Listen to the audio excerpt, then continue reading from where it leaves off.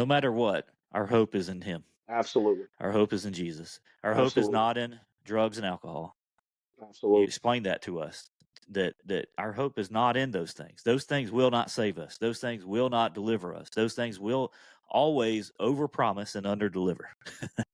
Yeah. But our hope is in Jesus Christ. Yeah. I He is mean, he's the only way we can change. He's the only way absolutely. we can have new life. He's the only way we can thrive the way that God intended us to. And I think He's calling the name of every listener listening to this today, saying, trust me, trust me. Give me your all, and I'll show you far more than you can ever dream or imagine.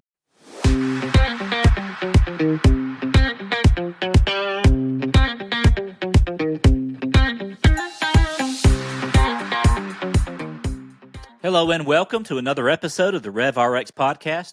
My name is Chad Potts and I'm your host. Happy New Year to you. This is the very first episode of 2025. I just want to say thank you to all the listeners out there who have supported us this past year. This has been a fantastic journey. We have released 43 episodes. We've attained a ranking of top 10% globally by Listen Notes, and God's just been doing all sorts of wonderful and awesome things through this podcast. So it's my prayer that as this year continues, that you will continue to get value from this program and that we will continue to speak truth into your lives as we examine faith, family, and health from a perspective that hopefully allows you to begin thriving in all of these areas.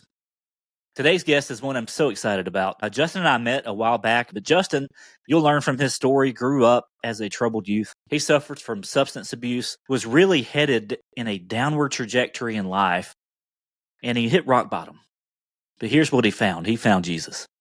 And his life has been transformed. He is now a leadership coach. He's in ministry. He's taking the gospel all over the world. Recently got back from a trip to Africa. Can't wait for you to hear what he's going to tell us about that. But listen to the very end of this episode. You're going to love every second of this conversation. I know I enjoyed it. I hope you will too. Without further delay, I introduce you to my friend, Justin Batterton. Justin, man, thank you so much for joining me today on the RevRx podcast, man. What a privilege it is to have you on the show. Man, I appreciate you having me, sir. Appreciate you having me. Yeah, man, I love your story. You have a tremendous story of what God can do with a life that's given over to Him. And we talked about it a little bit before we jumped on here, that, man, isn't that the greatest thing we have to offer? The world that is lost and broken is an example, a testimony of what God can do in our lives if we let Him have control.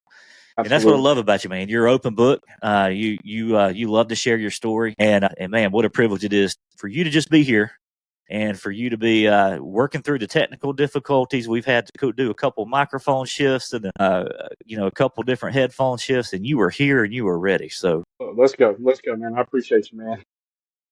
Justin's a friend of mine. You'll love getting to know him through this episode. But man, I just love to hear a little bit about your before. We all have, as Christians, we have our stories of what Jesus has done in our life. And I think a lot of times we can kind of separate that into the before Jesus and the after Jesus. But I'd love to just get into that as much as you want to share with us today. Yeah, man. I mean, what was it before Jesus? It was rough. I am an open book. Like you said, everybody does have a story. Actually, there's a saying I always tell people is everybody has a story, just some that have yet to be heard.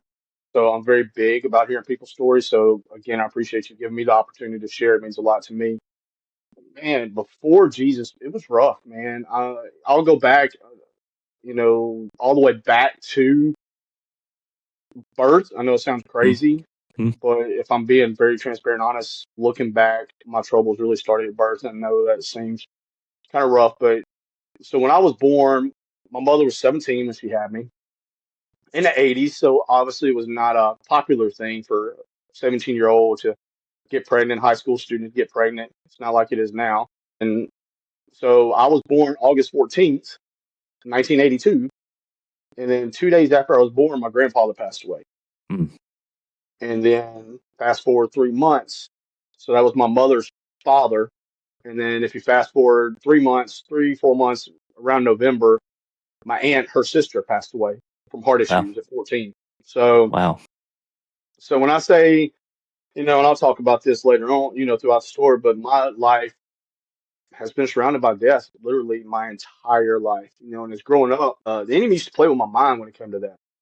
especially, in my younger years and my before Christ, and enemy loved to play tricks with you. And it's going to sound crazy, but I would say I was a devil child because when I was born, two people died. Now, I'll jump a little bit of the story and say that whenever I first got saved, God quickly reminded me, said, no, you were not a devil child.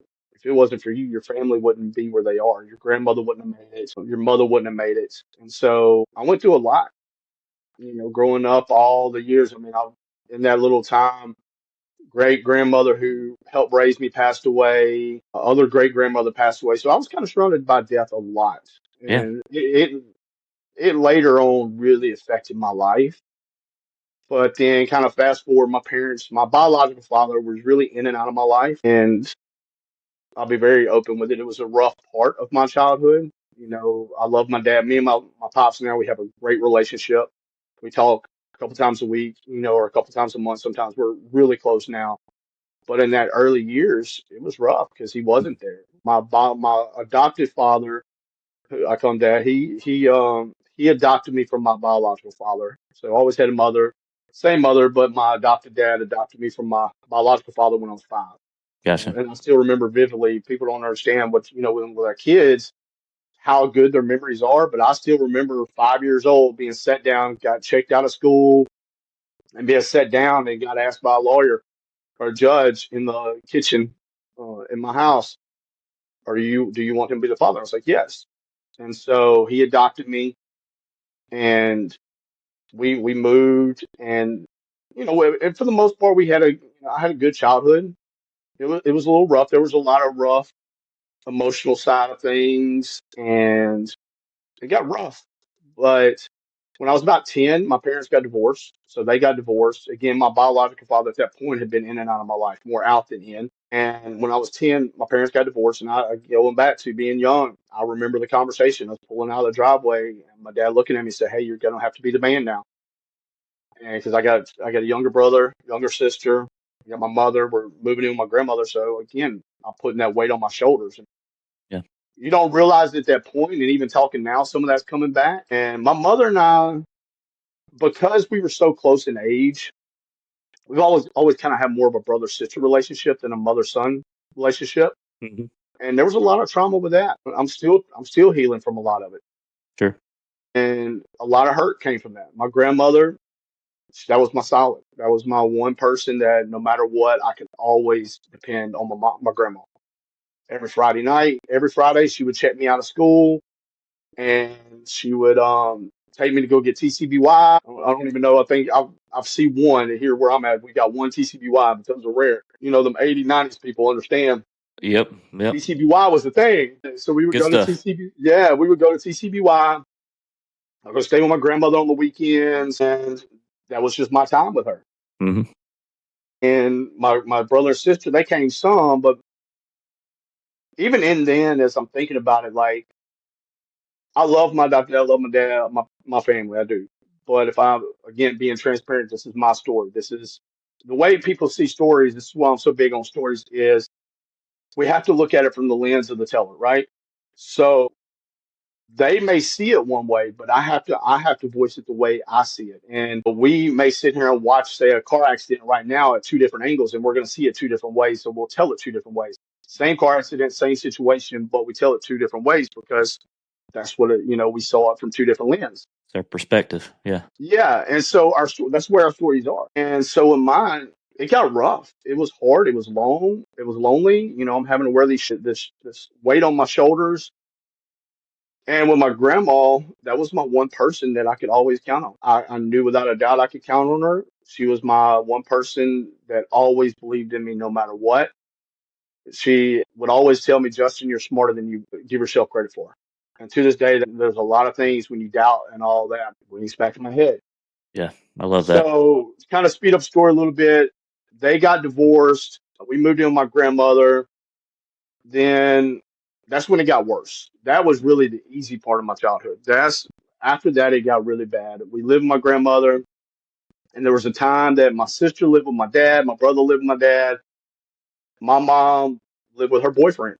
And I was sixth grade and getting to smoke cigarettes and all that at mama's house. But at the same time, my mother didn't come and see me. The best way I describe it to people is my mother left me for another guy. And it was a hard hit.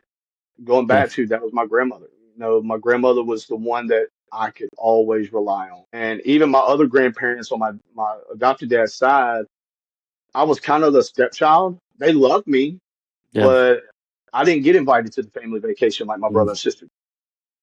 So I was kind of left out. I was What separated. wasn't the same. Yeah. No. So again, that caused trauma and caused a lot of abandonment wounds and a lot of hurts and pains that it wasn't until my adult life and after Jesus that I got that. So what all that pushed me to was the drugs. I still remember I was 12 years old when I first smoked weed, drank alcohol, the whole nine. And I didn't just like, okay, I'm a dabble. When somebody's been through what I've been through, we don't dabble, we go all in, especially when you're doing it to kind of get accepted, right? So when I say I went all in, by the time I was 14, I was already tripping acid. I did my first line of cocaine at 14. I was selling drugs by 14, 15 years old. I was selling drugs here and there, cocaine, and all the way till I was 18. That was about all I did was cocaine, acid, and weed. Wow. And it was a constant. It was a very constant, and alcohol. Even what's funny is on my 17th birthday, I remember throwing up blood on my 17th birthday. So it just kind of went pretty hardcore. At one point, my grandmother found doing what my grandmother did is trying to save my life. She found a joint in my wallet and called the cops, and I got put on probation by my own grandmother. And I thank God for that now. Of Yeah. course, then I Yeah. was not a happy person, but I Sure. knew what she was doing. As a parent now, I see what she was doing. It just, again, it was a snowball effect. I went from worse to worse to worse. There was no better because in that time, I lost a lot of people going back to deaths. I mean, my best friend's uncle, they were like family to me. He passed away. I had other friends pass away. It was a lot. And then Yeah. I go back to, kind of fast forwarding some more is when I was about 18, I did meth for the first time. And between 18 and 20, 21, something like that, I ended up cooking meth with friends, doing, selling meth. It got pretty bad on that. All the while, at that point, I done dropped out of school, and I even remember it when I was like 14 or 15. Whenever you get your driver's license, I know now I think it's like 16 or 17. I don't know, but back then I think I was like 15. And I remember them telling you, hey, your insurance drops when you hit like 21 or something, right? And at a 15-year-old, that should make you excited. But my first thought was, it doesn't matter because I'm not going to be allowed to see it. And as a kid and as a parent now, that breaks my heart. Yeah. And that was just my life. That was kind of how I went every day. I went pretty hard between selling drugs, doing drugs. I got clean for a little bit here and there. My first introduction to Jesus was when my grandmother turned me in for that joint. I got clean for a little while. My uncle was a youth pastor. I got introduced to God. I grew up in church, but it never set. But for some reason, that little stint is set. And of course, I ended up going back to my own ways, but that seed was planted. And I thank God for my aunt and uncle. They were praying over me all my life. Well. My aunt tells me stories of how she would rock me and sing and pray over me and speak blessings over me. And to the point of when my cousin, her son was born, he's about a year younger than me. She even wondered, like, how am I even going to love a kid as much as I love my nephew? That's how close we were. Yeah. So they poured into me. And then they kind of fast forward to that, and God really just began to, pour into me. Then I knew I had a calling on my life because there was even, no matter if I was in addiction, I always talked to God, I always prayed, I always saw, loved worship music, things like that. But fast forward some more, kept getting in trouble. And then I guess when I was about 22, I got arrested for my first felony for Xanax, prescription pills. And at that time, I was selling Xanax as well. It's kind of funny. I said that selling pills was my own personal rehab because I went from taking like 4 or 5 a day to taking one a day because it was money. It sounds crazy even saying it, but that was just the way my mind thought. Yeah. Then I got my first felony at that point, and then about a year later, I caught another one. Hmm. When I was waiting trial for that one, it was April of '07. Well, a little bit before, found out I was gonna be a dad. And April '07, my son was born, Tristan. I was like, okay, Like I guess I kind of missed the part when my mother went to jail. I was 14 whenever I got picked up. Kind of backtrack just a hair was when I was 14, my mother, she went to jail for hot checks. I remember to the day, again, going back to those memories of being picked up by her boyfriend. She left that boyfriend while he was in jail. We were living with his dad, and he picked me up from school to tell me she got arrested. Wow. And, I remember it vividly. I remember crying the tears. That's when I thank God. I really think it was a God thing that I moved back in with my grandmother at that point. And she really, and even at that point, whenever we were living with her dad, with his dad, I mean, there was times I was raising my son. His son, my brother, because like she worked two jobs, my mom worked two jobs. I would get him up, get him ready for school, get him home, being a parent at Yeah. 14. Yeah. I was in junior high. Grow up fast. Yeah. And so went to that, and when she got out, there was times that we were doing drugs together. There was times I did drugs with my own mother. Actually, when she got out of jail, I talked her into going buying weed for me, and you know, it was just that time in life. And so fast forward, I got my second felony. Now I will say my mother's changed. She's not like that anymore. I'm not trying to drag my mother, but again, it goes to my story. I love my mama, uh, and she has changed Yeah. a Good. lot. Thank God. But when I was about 23, I got my first felony charge, second felony charge shortly after. And like I said, I was waiting on trial, and my son was born, Tristan, it was April 5th of 2007. And I was like, all right, I'm not going to be this way. I've got a son. My son's not going to see that side of me. Like, I saw my mother that way. I Yeah. wanted to be different. Right. So I got into the program, Adult and Teen Challenge, which is, if people are not familiar with it, it's a program to help men, women, and off of drugs and alcohol. It's a faith-based program. God used that program to save my life. It's not your typical AA, and look, that works for some, but this is, you get Jesus. You eat, sleep, and breathe the Word of God. You get, it's discipleship training. It really is. You're there for, 14 months, 12, 14-month program. Then you have to do an internship. So, like, it really, God used those things. So I was like, all right, I'm going to go here. Had it booked, going, everything was set. And then I was supposed to go to court. We'll just kind of fast forward a little bit. This a month later. All right, I'm set to go on a Friday, and then on Friday of that Friday, I called the director. I was like, "Hey, I've got court on Tuesday. I don't know if I'm going to prison for 5 years or if they're going to let me come here. So I don't want to pay this money and then have to go." He's like, "All right, I understand. Be here Tuesday morning. No problem." And it just crashed after that. That was Friday, Saturday, party, Sunday. From that point on, honestly, I don't remember much. I do not, because so Saturday was a party. Sunday, I remember being at the lake and kind of enjoying my last things. I had my family fix a whole Thanksgiving dinner for me early on, just so we could have that moment because it was gonna be my last one for a while. And I get a phone call from my son's mother, and my son's in the hospital and they ain't looking good. So this shows you kind of how bad it was. Instead of going to the hospital, I stopped to get drugs first. You know, so all that, man, my whole time, I used to tell people, it was like, man, part of that, my drug usage was just, I mean, obviously it was all selfish. I mean, there was times that I would snort so much cocaine, my nose would bleed, and I just kind of go to the other side, and that was just the life. But at that moment, instead of rushing to get my son, I go to the go get high. Yeah. And then I go to the hospital, and I vividly remember the last moment I held him. He passed away that day. I mean, it's one of the, I wouldn't wish that on my worst nightmare. I remember the stickers that was all on him. There was actually a sticker, and I could be, again, it's a blur, but I almost vividly remember a sticker saying "press here" to help, and people were taking turns pumping his chest.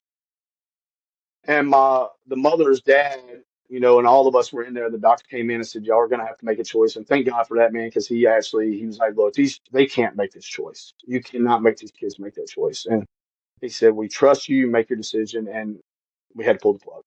Yeah. And here I was getting my life together for him, and everything was ripped out from me. And so when I say everything's a blur that week, everything is a complete blur. I went the next day again that night, went got high, went and stayed with a girl, and you know was not living for Jesus. Obviously, she's a friend and she's was there for me in that moment. And then the next day, Monday, I got pumped so many drugs I don't even remember anything. All I remember is sitting outside my grandmother's house and everybody just giving you free drugs to try to help you numb the pain. And of course, later on, I found out that did not help at all. So that was a Monday. I'm loaded drugs. Tuesday, I wake up, go to court. Again, I know if I'm going to adult and teen challenge, I'm going to prison for 5 years. Thankfully, the judge, she allowed me to go to prison. I mean, go to adult and teen challenge, and I left there about 2 o'clock. 4 o'clock, I'm in my son's wake, and I remember seeing the casket. I mean, he was a month and a day. The only pictures I really have of him. I thank God it was the first time that his mother let me just keep him, and as he was smiling, I'm playing with him and all that at the house, and she the next day, keep me crying over here. I'm trying to keep it together, but we went to the wake. I remember seeing the casket. I'm not going to go in vivid because I know it could be triggering a lot for a lot of people in this. But the next day, went to the funeral. 10:30 in the morning, went to the funeral. That night, partied all night, and then Thursday morning, woke up. My mother woke me up, drove me to Teen Challenge. That was it, and that is where God met me. When I say He stripped me of everything, He stripped me of everything. Because even in there, when you're in that program, in which I believe in this because I experienced it and I was at my worst, but like I couldn't talk to my mother, my family, or anybody for the first 2 weeks at all. Yeah. But even going through that, I was not allowed to talk. My son's mother, since we were not married, I was not allowed to speak to her the whole year. Now, Hmm. there was a couple interns that they broke the rules by allowing me. She came to a car wash we were doing, allowed me to talk to her, and I think it was the Saturday before Father's Day, so it would have been my first Father's Day with him, and they broke the rules, and I really think it was a God thing. And so, but he really stripped me of everything, and I had nothing but him.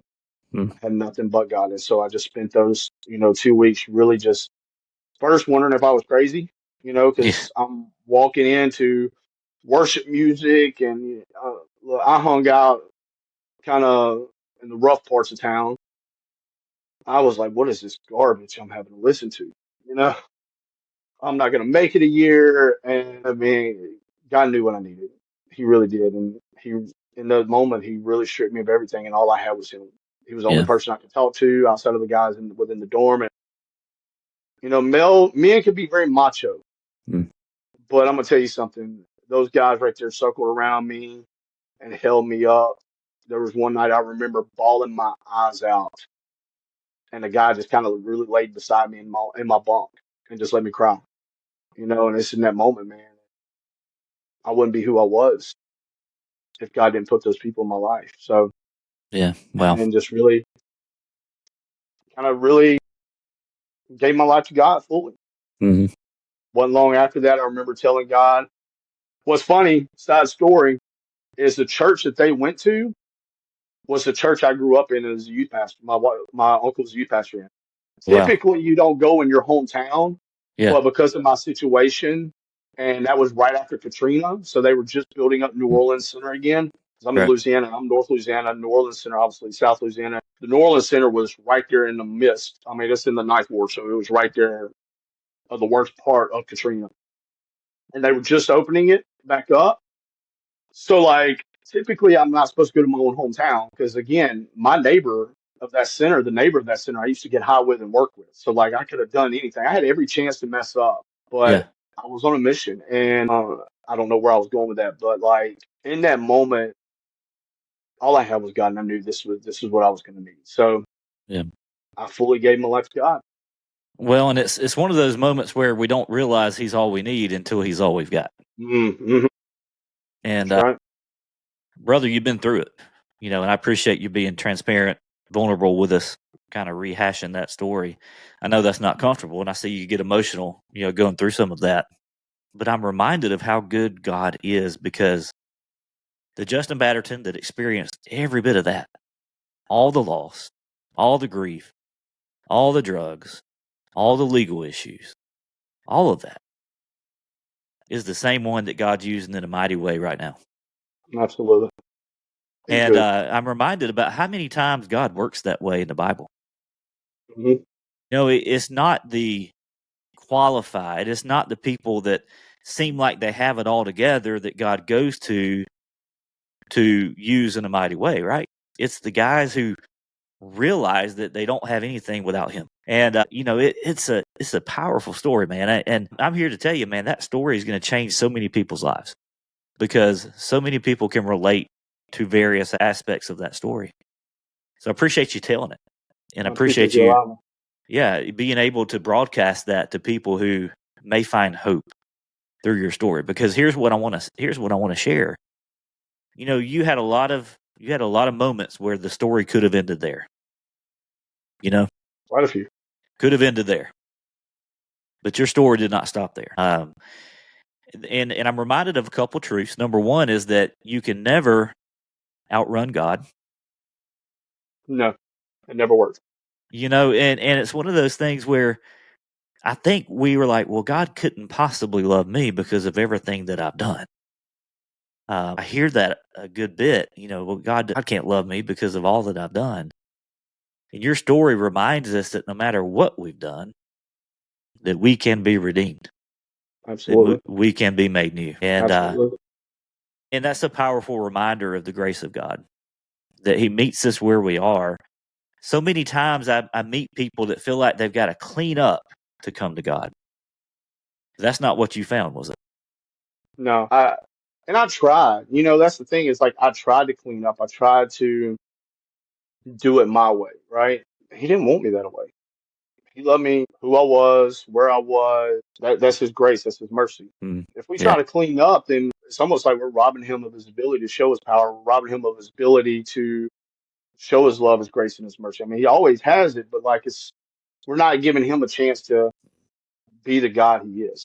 man, that's good. When we're at our weakest, He's at His strongest. His strength is made perfect in our weakness. Yeah, you're so right. That shows the power that only God can do these miraculous works. Only God can turn around a life like He did yours.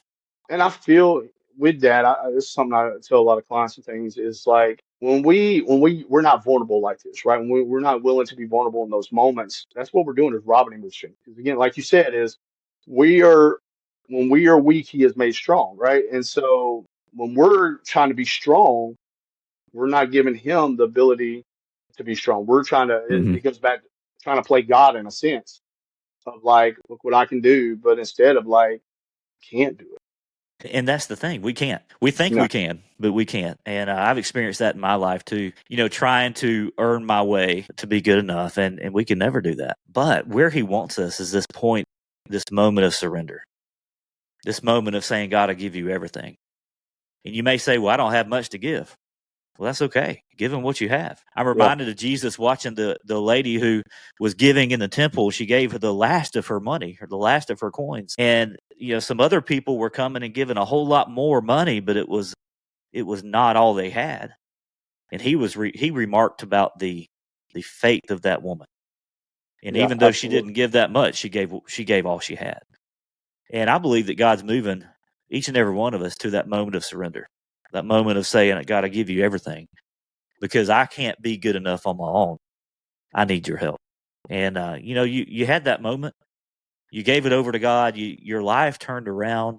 And Justin, God's using you to do some pretty cool things these days. Tell us about the after part of your story. You're into a couple cool things, but man, I'd love to hear about your coaching and kind of where God got you Yeah, there. And then you just got back from Africa, so I'd love to hear about that too. yeah. No, there's a lot, and that's the thing is like going back to God using somebody. I shouldn't be where I am.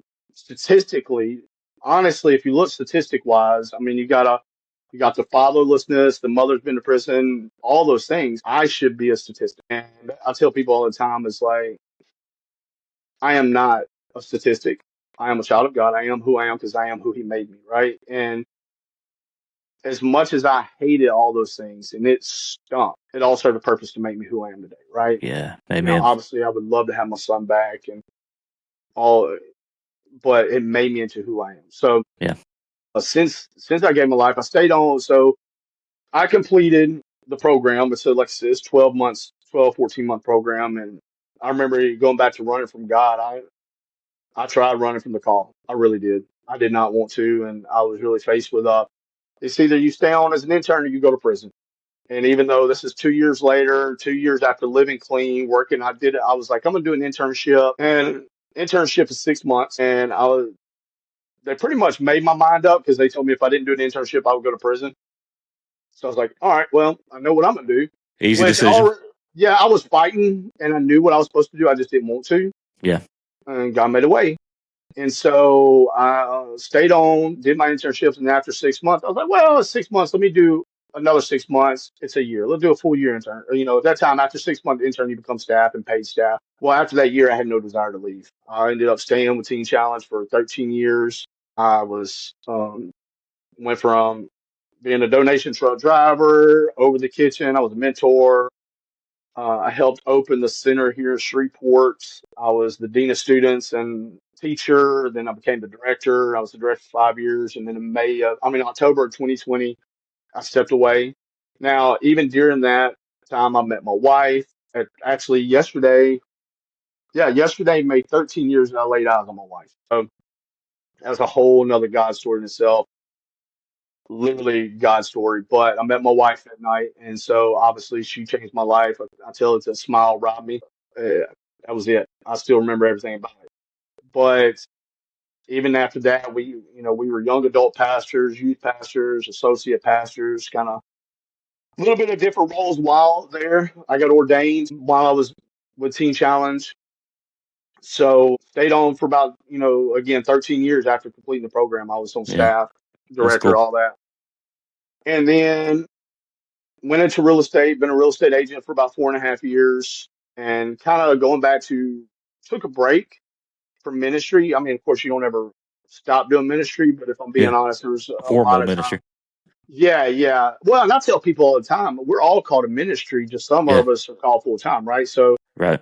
the way I describe it is the person in McDonald's sees more unsaved people in a week than a pastor sometimes does in a year, right? That's great. Yeah. So they're called, they're just not, don't have that official title. But that's the thing, it's like we're all called to make disciples. So we're all called to ministry, just some call it a full time job. So stepped out of that, went into the marketplace and started real estate and kind of ran from doing any of it ministry wise. I kind of got burnt out. During that time, I lost my grandmother. Back in 2019, I lost my grandmother, who again raised me. So pretty Yeah. much lost my parent, and so that's when all the grief and all that. I didn't say this about story, but over that time, to date, I'm 42 years old and I've lost around 50 close people. 2016, 2018, and 2019 really took it out of me because I lost my spiritual father, who's very much like a father. I lost a best friend, and then I lost my grandmother, who died. She passed away the day before my anniversary with my wife, and I went down a spiral, to be honest with you. And the way I tell people, you're talking about we can't run from God. But if I'm being honest, in that time, there was a time that I wasn't running from God, but I wasn't running to God, and that caused mentally and emotionally just about as much damage too. And so, but went through some healing, allowed God to work in me in some areas, and then first of the year, I started coaching, kind of doing some leadership coaching, really helping build up kingdom leaders. That's my passion. Is leadership has been my passion for as long as I can remember. Even when I was in drugs, I got put in leadership positions. And then, again, being in ministry, got put in leadership positions. And then now, like I said, it's my passion. I'll talk about it all day long and just kind of building up kingdom leaders, helping entrepreneurs, business owners, and just really people in general build their leadership around kingdom principles and kind of doing things like that. And then, yeah, I went to Africa I've been to Africa. So it goes back to that story. I'm a two-time felon, right? From all arrests. I'm not supposed to be able to do these things, right? I'm not supposed to get a passport. That's not statistically, I'm not supposed to have the life I have, Mm.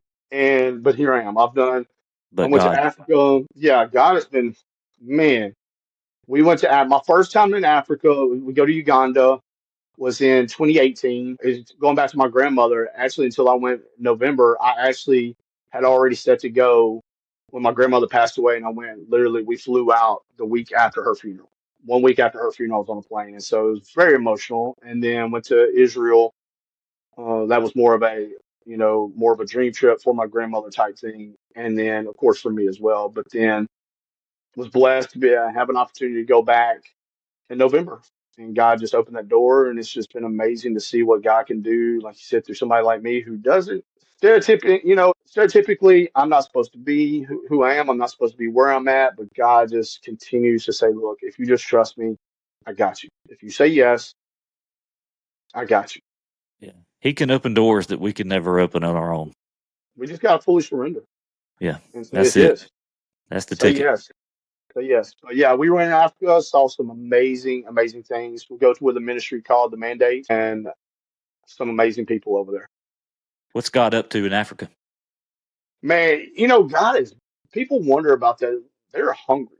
They are hungry. We were blessed. We actually we preached about 9 times in 7 days. So we were rocking and rolling, and we watched God move. We saw 63 salvations, Man, gave out 100, well over 100 Bibles. I mean, probably ministered to almost 2,000 people, give or that's take. Went to awesome. a prison. Look, even in the prisons there, it was mind blowing in the prisons how structured they were to watch. And the way the Uganda prison was, like, they have a tent. The church is a tent in the middle of what they call the grounds, so it's like a box and you're in the center. So whether you come or Gotcha. not, you hear Jesus. Yeah. And we saw about 18 saved that day. Man, We saw, it's going to be hard for people to grasp this, but we legitimately saw a 5 loaves and 2 fish miracle. There was only enough food for about 150 people. And it ain't like you can go to the grocery store. It ain't like, oh, you just went, no, there ain't no grocery store. There ain't no, where we go is a very remote, very impoverished. I mean, there's, the ministry we go with, they're the only presence, especially in that village. They have a kind of a compound where they hire within the community. They've got a sewing school to help the ladies learn. They're fixing to start a construction, kind of a trade school there mm-hmm. to help the guys. They've dug about 21 boreholes, which is kind of like a well. I mean, you pump your Mm. water. It's not your normal trip. It ain't a fancy trip. Like I'm taking the same water I'm pouring in the toilet to gravity flush. I'm dumping over my head to take a shower. But Yeah, but we, like I said, saw that there was out of we sit there and only had enough food for 150 people, but somehow fed healthy a lot, around almost 800 people. And when I say that's a lot, incredible. is Well, when I say a lot, their one plate is about the size of our Thanksgiving plates, double. Like they eat, but it is a very poor country. There's just what you would imagine, barefoot, yeah.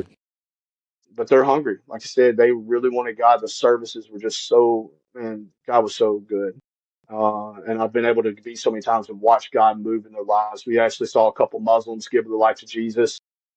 So they're hungry. They're hungry, and it's powerful over there. Well, and I see that God is reaching prisoners in Africa Yeah. through a 2-time felon who was addicted to drugs and was destined to be a statistic. That's a pretty cool story.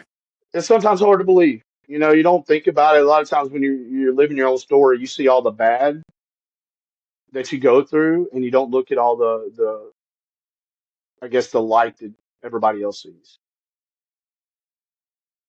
Well, Everybody's got a story. yeah, God's always at work, even Absolutely. when we don't realize it. He's always working. Justin, he was working on you, planting those seeds all along the way that you'd mentioned. And I want to encourage those out there. Maybe you're planting seeds and you're not seeing them come to fruition, but God will water, God will make it grow, and He will make it grow in His timing, right? Yeah. And Well, and I tell people, everybody loves to quote Jeremiah 29:11 and 12. And look, everybody loves that verse, for I have a hope in the future, right? Plans to prosper you, not to harm you, right? But what people don't realize is as we're quoting that scripture, we don't look what happened before. Because right before that, in the same chapter, just a few verses before, they're in captivity for 70 years. And he's literally telling them, you're going to be there for a while, but I have this for you, but you're going to be there for a while. Just seek me with all your heart as a vital necessity. yeah, And that's a big thing is like when you seek him as a vital necessity, just as if you seek out water in the desert, if you seek him with that, He's got all these things for you. And so Yeah. we all want that hope in the future. And it's a great verse. And Hmm. but if I'm very honest with you, it's the verses before that and after that always touch me, because that's a great verse. It makes a great slogan on a t-shirt and websites and all that. But let's be real. Let's Hmm. not give people the false hope and let them understand that, man, these people are in captivity for 70 years. And he's telling them, like, you're going to be in captivity for a long time, but if you do this, you get this, and that's how you get it. And so Yeah. sometimes you got Yeah. to go through the mud to get to, get to see it. No matter what, our hope is in Him. Absolutely. Our hope is in Jesus. Our hope is Absolutely. not in drugs and alcohol. Absolutely. You've learned that, right? You've explained that to us, that our hope is not in those things. Those things will not save us. Those things will not deliver us. Those things will always overpromise and underdeliver. Yeah. But our hope is in Jesus Christ. Yeah. I He mean, is the only way we can change. He's the only way absolutely. we can have new life. He's the only way we can thrive the way that God intended us to. And hey, I think He's calling the name of every listener listening to this today, saying, trust me, trust me.